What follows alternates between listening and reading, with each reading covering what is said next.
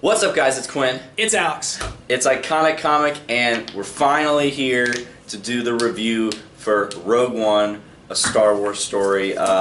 We were ill, and a lot of stuff piled up, but we're here. We're ready to do this. Still not 100%, but this is for you guys. We're here. So. We're queer. Get used to. No, we're not. I'm kidding. All right. So. Why do you say that? It's a turn phrase. Alright, we're going to do this mullet style, so we're going to talk about the movie spoiler free, give a score, and then if you haven't seen it yet, you can come back, and then we're going to do talk about the spoilers. Let's get into this. Stop beating around the bush. Alright, so I'll go ahead and get started. I love this movie. I've seen it twice.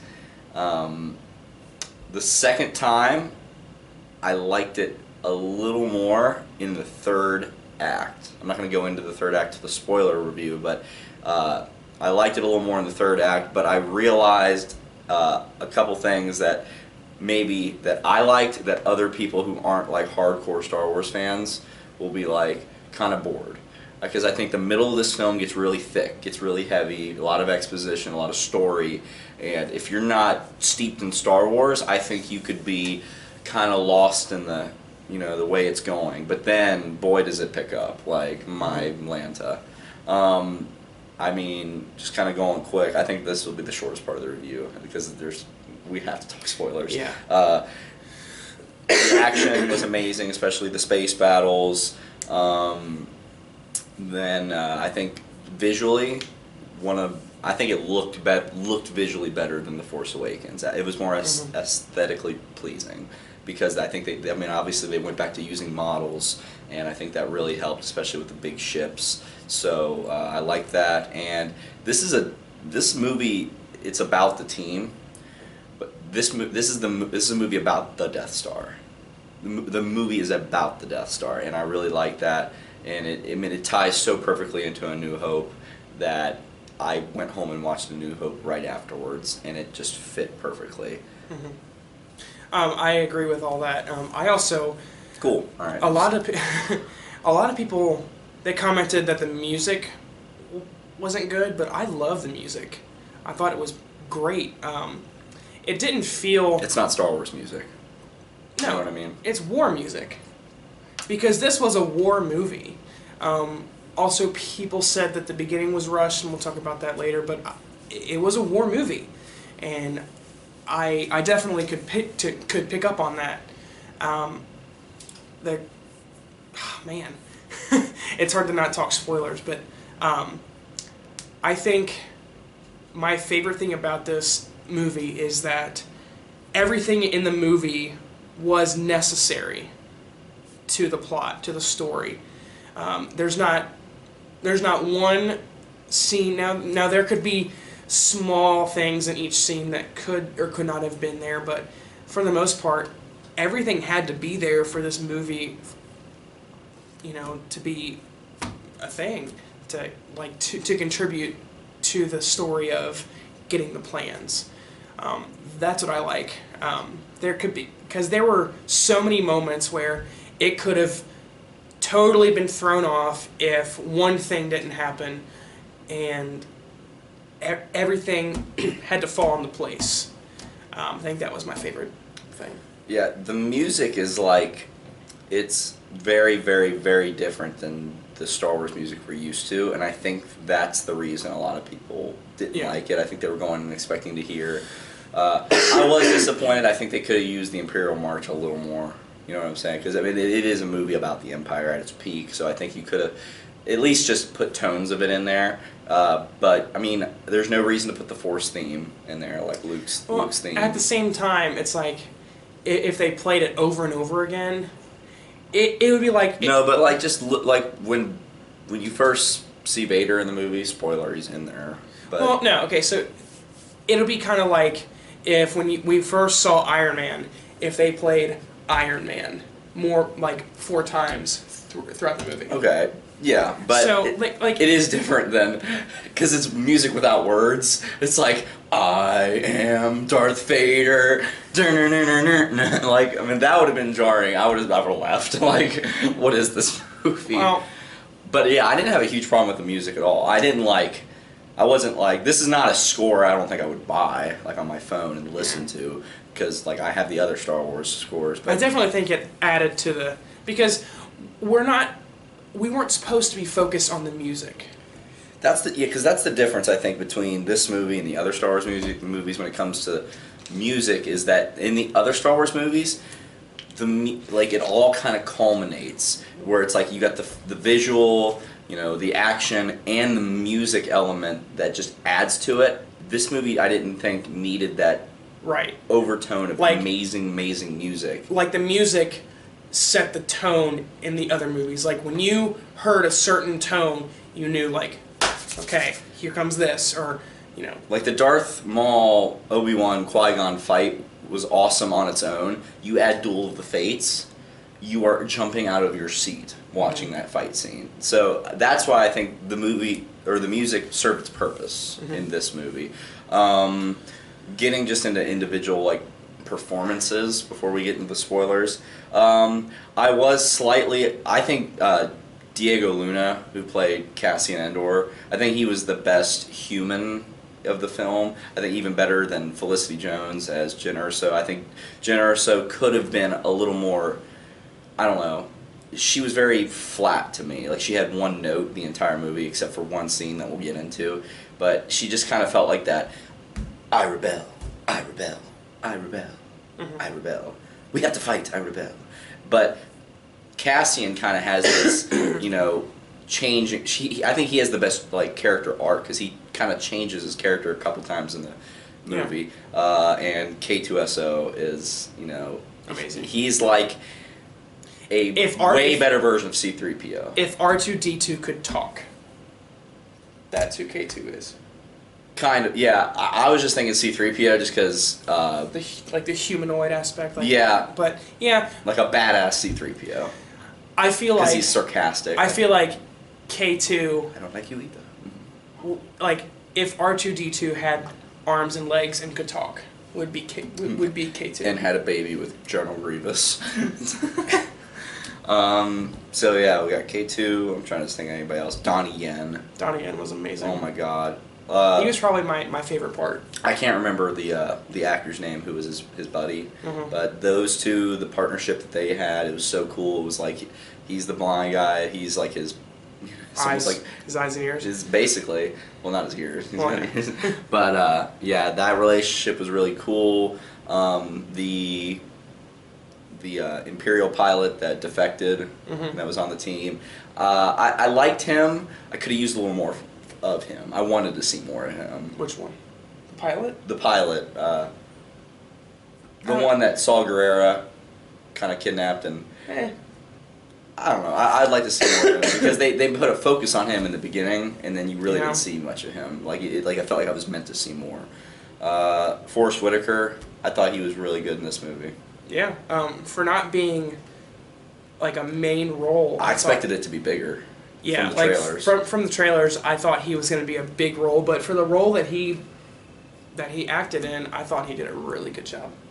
And we already talked about action, obviously. So let's go ahead and just score it for those at home who now is it out of UAs? That's our immediate reaction stuff. Okay. Let's go out of 10 like we've been doing. I'm going to give this an 8.7 out of 10. I put it, honestly, if I'm ranking my Star Wars movies, I still have, these are my rankings. This is not like, because I'm aware that some movies are better than others, but my favorites, it's still Return of the Jedi, Empire, Rogue One. That's the way it is right now. It could flip-flop. I'll have to go back and kind of watch again, but yeah, 8.7 out of 10. I think I'm around that too. I'm going to go ahead. Man, I'm going to give it an 8.5. Just because, like, just for right now, and I have to see it again because there are, like, when I watch war movies, I have to watch it like more than once, and I've only seen it once, so I have to watch it more times just to get more out of it. So right now, I'm gonna give it an 8.5. All right, so now we'll give you a countdown to get out of here. Get out of here if you've not seen this movie, because we've warned you. So don't comment below. Like, you spoiled the movie for us.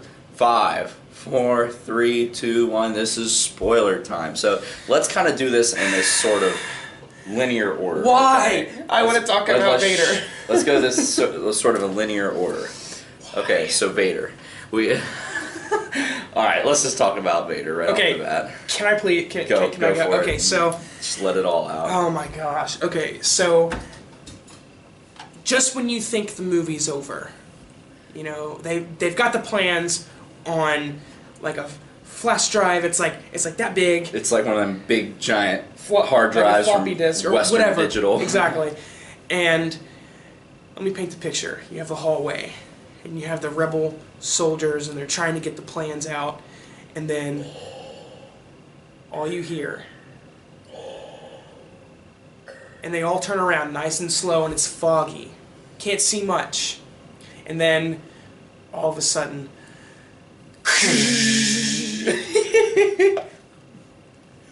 the red lightsaber illuminates Death himself, and then he starts wrecking shop.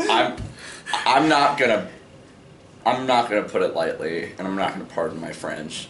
I had a hard on the entire time that scene was going. Gosh.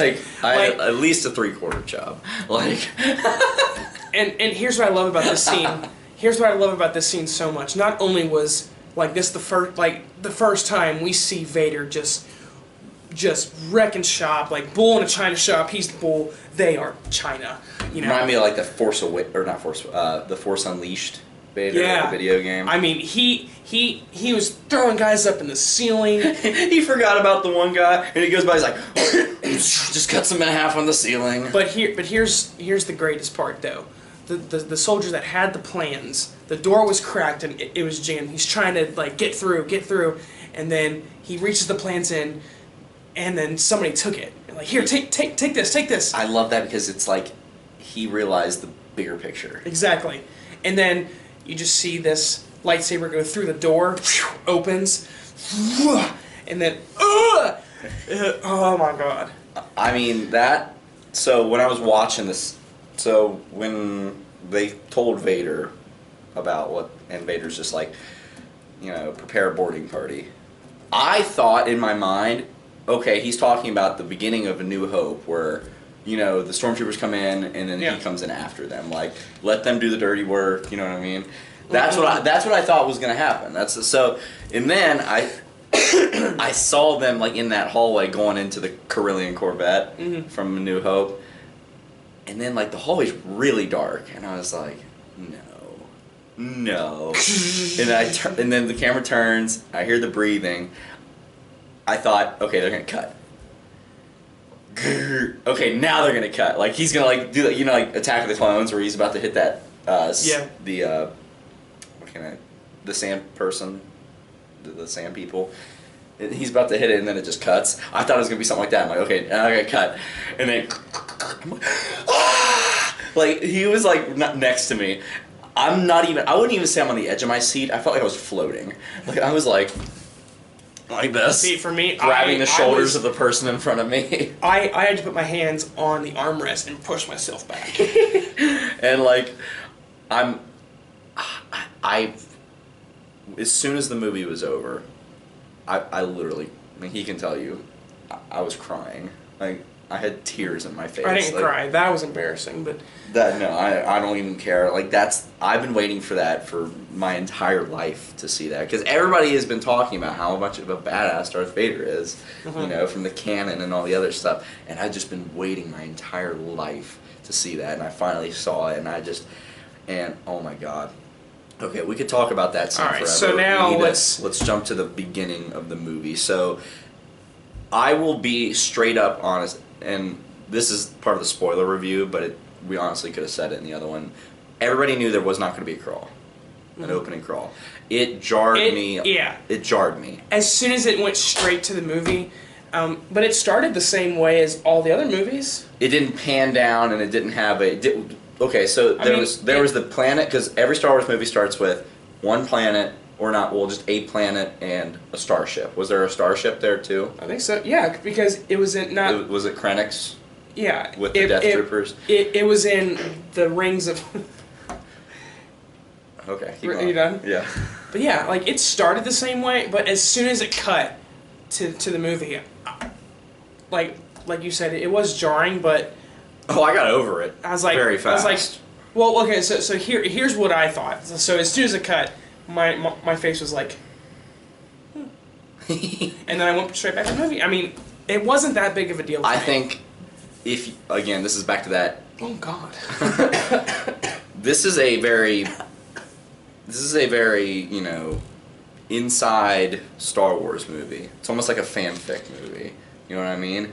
So this is not going to be like The Force Awakens, where it makes $2 billion, because it's not like an Avengers movie that people who haven't seen the other Marvel movies and people who haven't seen the other Star Wars movies can just, you know what? I heard it's good. Let's go. Let's go see, because I heard it's fun. This is not that movie. This is a deep cut Star Wars movie. And I think if you have those casual fans who just aren't that steeped into Star Wars lore, I think a crawl would help a ton with some exposition, because they're like, well, we want to separate from the saga films. You can do that using your crawl and telling the story, because I think if we had not seen, say you're like 11 and you want to go see this movie, you haven't seen any Star Wars movie, like this is your first Star Wars movie, you'd be confused as shit. Like, okay, that's Darth Vader, you're confused. So I think some explanation for those casual fans would have been useful. I don't know, but that's just me. Let's move away from that, though. I really, really liked Ben Mendelsohn's character, Cranek. I really, really liked him, because he was not that, I'm evil. Mm-hmm. He had a lot of different, levels. He was almost like a jealous child, because I'll touch on Tarkin too. Felt entitled and yeah, because Tarkin, by the way, I love the way Tarkin looked. A lot of people said that he looked bad. I don't get it, because if that's bad effects, give me that.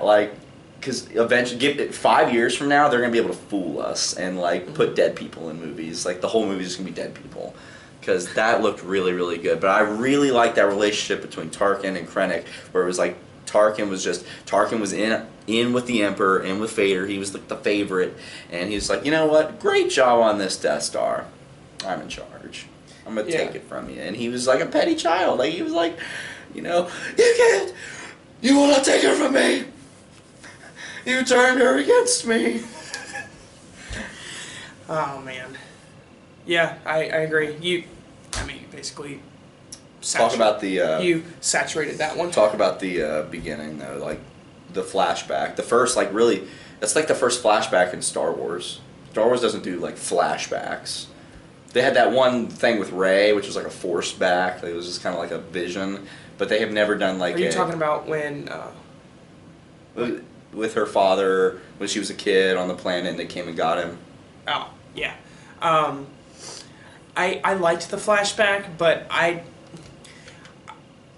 didn't read much into it, because I already saw that part in the beginning, because that's how it started. And what do you mean? You already saw it in the beginning? I saw them take him away, and what do you mean? No, I'm talking about the very beginning of the movie, where Cranek comes down to take Jin's father. That's the very first thing in the movie. Right. Okay. Okay, I don't know what you're talking about then. That's a flashback. Is it a flashback? Yeah, because remember, she wakes up in the Imperial prison. Ow. I thought that was a cool way to start the movie. It's been a week since I've seen it, so obviously I have to see it again. But as far as flashbacks go, I think flashbacks serve a really good purpose. But I will say, if you're going to do a flashback, you might as well do a couple of them. Because if you just do one flashback, yeah, it shows what happens. But then if you do another one that has a little more detail than the first one, then you do one more that puts the two together, and then... Kind of like in Civil War, where they had the Bucky flashback, then they had the Tony parent flashback, and they ended up mixing at the end. Exactly. That would be my only thing about the flashbacks. Yeah. I'm still very confused on the fact, or why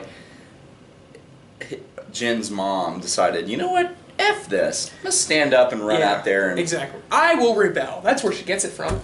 Well, I'm just saying, like, if you love your daughter so much, you really just screwed her over. Right. Like, that was a really dick mom move. Like, seriously, like, that scene jarred me a little bit, because I was like, what are you doing? I'm like, well, I know Cranek's not going to die right now, like, because he's in the movie more, and I don't know what's going to happen here, but the only thing that can happen is she's going to die. So you kind of just screwed your daughter over, thanks, and now she's going to grow up to be a rebellious soldier robot girl. She's going to die anyway, so. So one of my favorite scenes of the movie, which was like right after this, and it basically said, okay, like, this was the scene where I was like, okay, let's go. Like, this is the scene where I was like, this is different. This is a different Star Wars movie. I'm so in. Let's go. Was when Cassian was getting the information from the other rebellion guy, and the stormtroopers are coming, and the guy's hurt, and he can't really go anywhere. So he's like, hey, it's gonna be okay. Bam! He just takes him out silently. I was like, okay, this is so different than the other Star Wars movies. Yeah. I'm so into this now.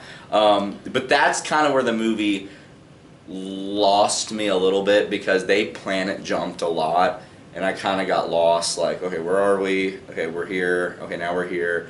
Okay, all right, now that we got the band together, now we're into this. That's when I was like back in the movie, when they got the whole team back together.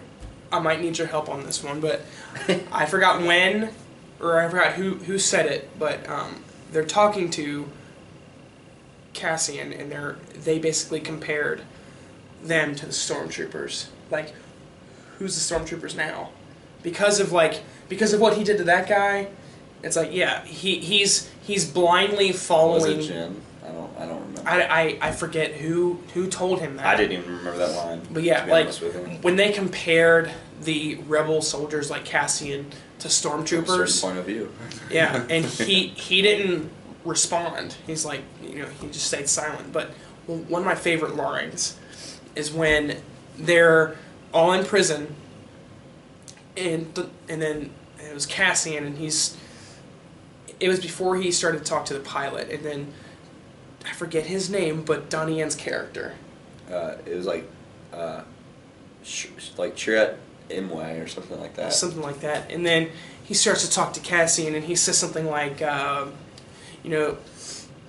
this prison's nothing. We've been in worse, and there are many different types of prisons, but it looks like you carry yours wherever you go. And it was like, ooh. Ooh. I just stepped back. Ooh. Yeah, you kind of like just brought up another thing with me. It was just like, and I don't think this movie really necessarily needed it, but I think it would have added a lot to, spoiler alert, they all die.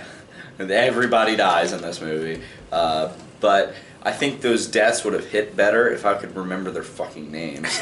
Like, you know what I mean? Because they, like, in the other Star Wars movies, they're Luke, Obi-Wan, Han, Leia, Anakin.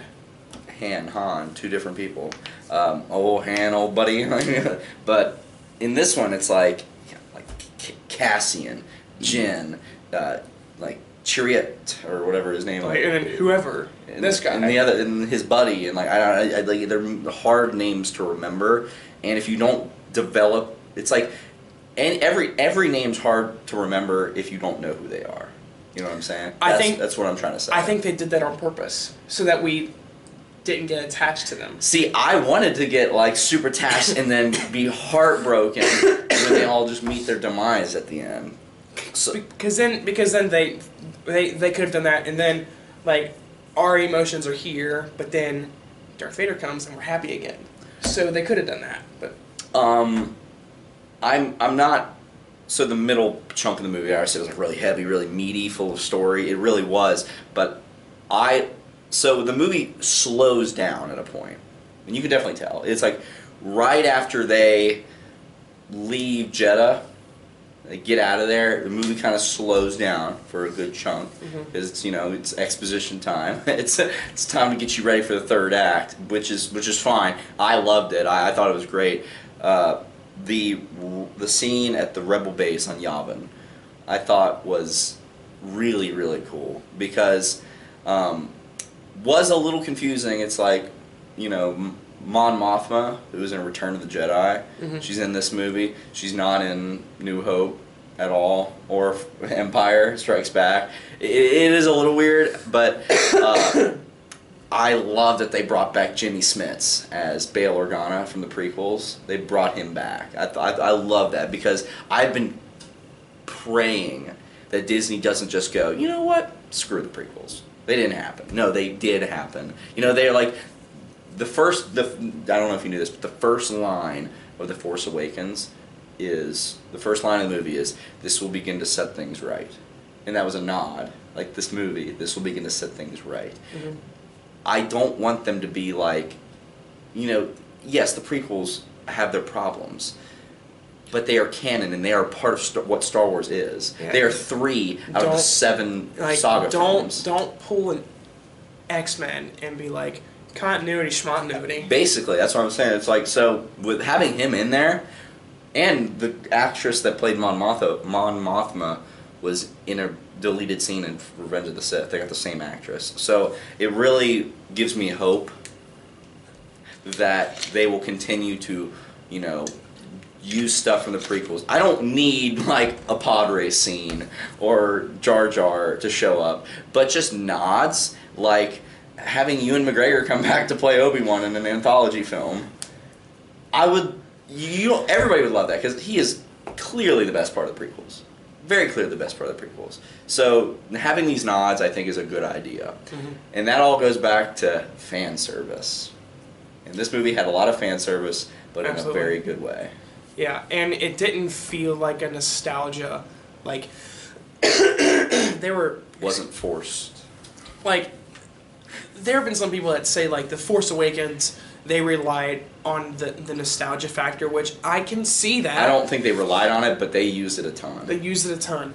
And with this movie, I feel like they did it perfectly. They had the nods. They didn't go into it that much. And every piece of fan service, they had a point. It made sense to be there. Like, Princess Leia at the end. That made fucking sense. Or Red Leader coming in. It was the same guy. Yeah. From New Hope. It's like, prepare for your attack run.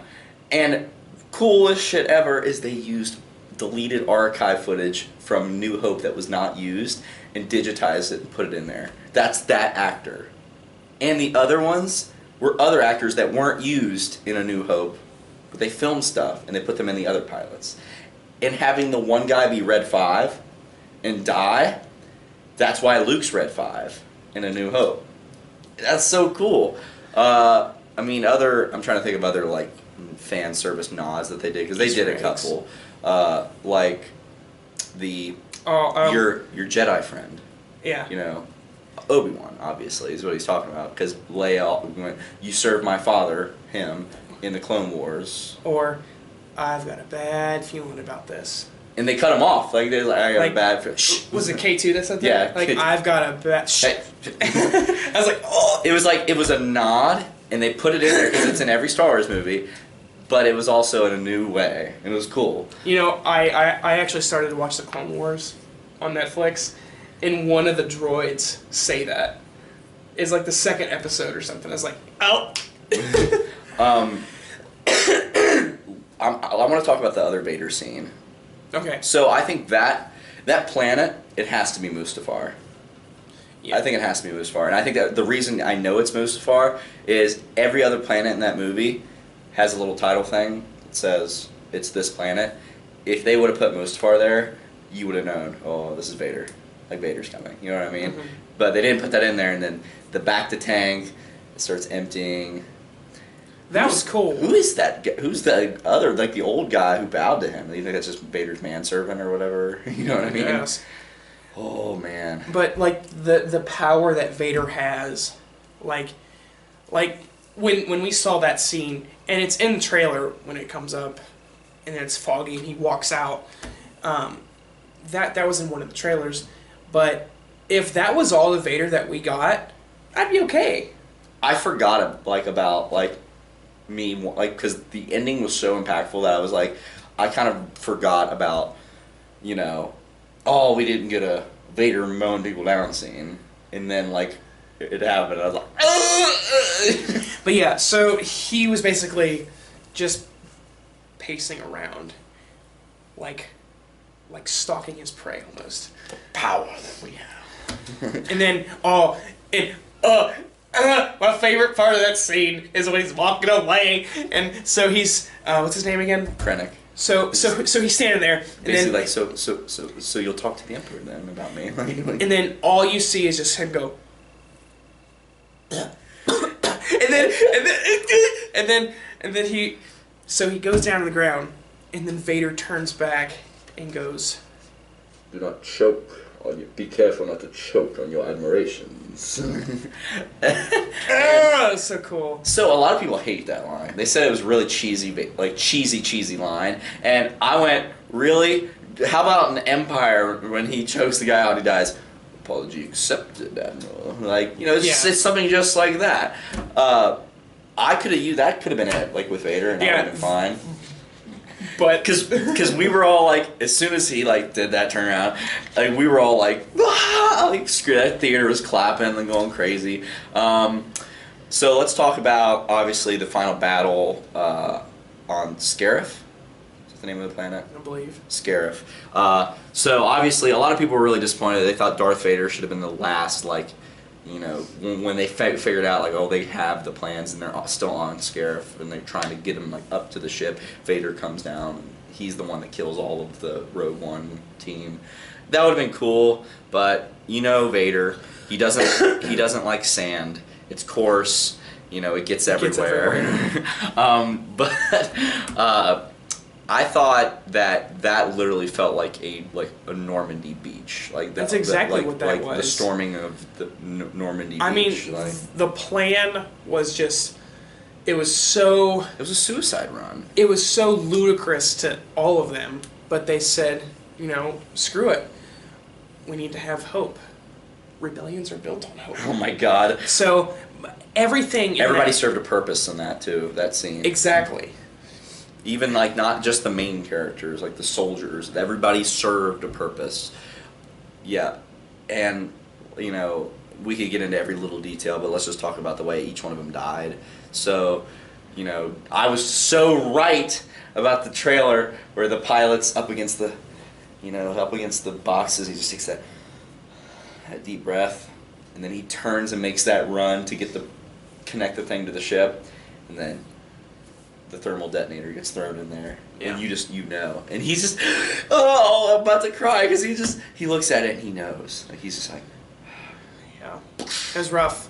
I think when Donnie Yen, Donnie Yen had the best one, and his friend, when they died, I thought that was the most emotional one, I think, honestly. Yeah, well, not. I don't think it's. I think it's more emotional than Jen and Cassie. I really. You know what I'm talking about. Oh yeah, okay, we know it. But with Donnie Yen's, just him finally, he just fully accepted that he trusted the Force.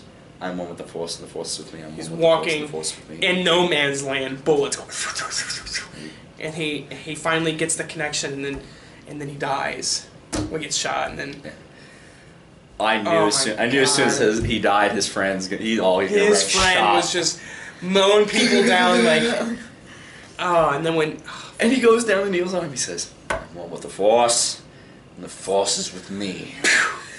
It's just it felt like a war movie, like when a buddy dies and he goes up and he's on time. He's like, I'm home.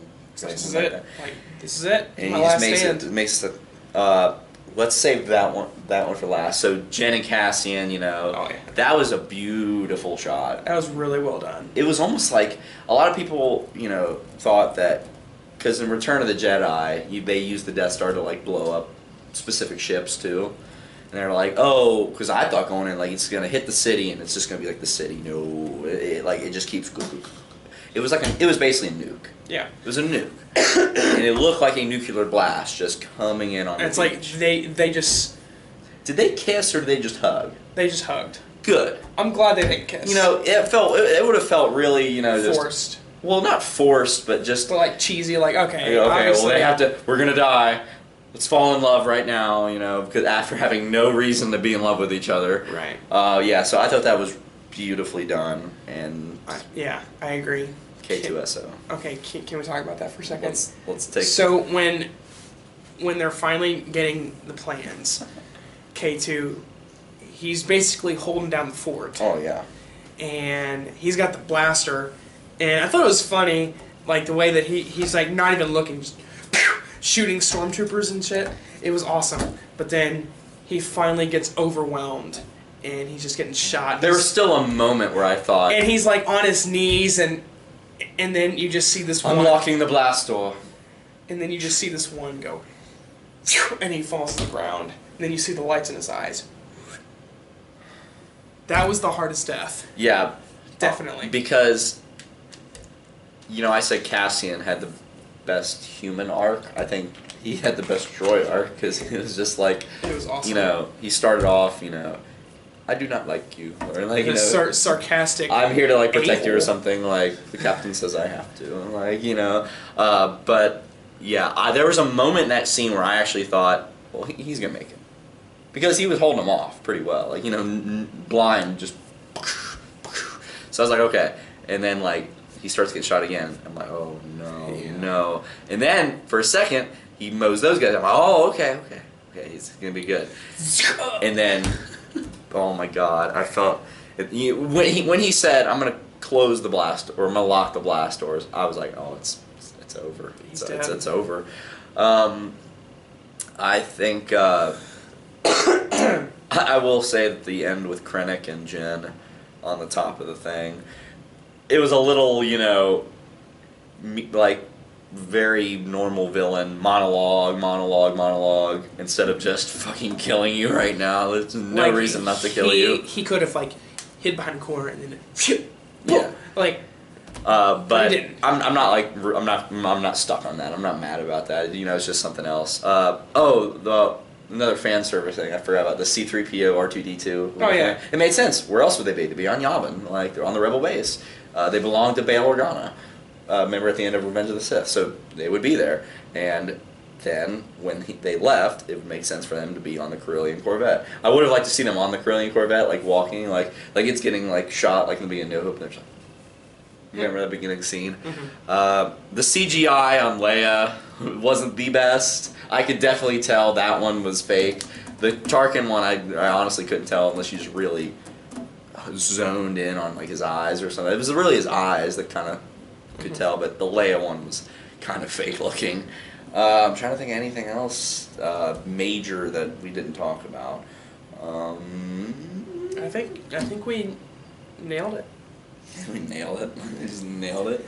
Yeah. All right, so that concludes our review of Rogue One, a Star Wars story. I still don't like that title, but it doesn't matter because the movie was awesome. I think it should be called Rogue One, a Star Wars anthology, a story. It's a good story. Anyway, let us know what you guys thought in the comment section down below. Make sure you guys like, comment, share, and subscribe. So you guys don't miss a single thing. Make sure you go check out our segment, Waiting the Line. That was fun. Oh, it was a lot fun of fun to film. You know, we went out, we did a Q&A with the fans, the day one people who were there at the premiere. That's up on the channel right now, so make sure you go check that out. I think that's it. Key music. Holy Grail.